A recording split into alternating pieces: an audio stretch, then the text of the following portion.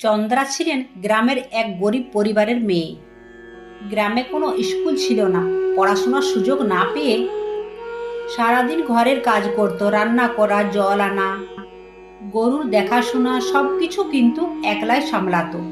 প্রতিদিন সে হেঁটে মা লক্ষ্মীর মন্দিরে যেতেন আর নিষ্ঠা ভরে সেটি পরিষ্কার করে আসতো। তার বিশ্বাস ছিল মন্দির পরিষ্কার করাটাই মা লক্ষ্মীর পুজো করা।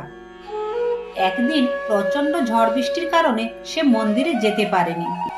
সেই রাতে স্বপ্নে মা লক্ষ্মী এসে তাকে বললেন, আজ এলিস না মা, মন্দিরটা খুব ময়লা হয়ে গেছে, কাল সকালে এসে একটু পরিষ্কার করে দিস মা। ভোরবেলায় চন্দা ছুটে গেলেন সেই মন্দিরে।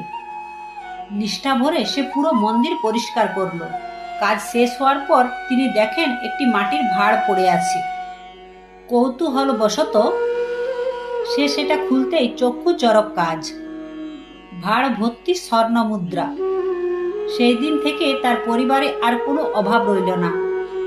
চন্দ্রা তবে প্রতিদিন মন্দিরে যেত আগের মতোই, মন দিয়ে পরিষ্কার করত, কারণ সে ছিল মা লক্ষ্মীর একজন আসল ভক্ত।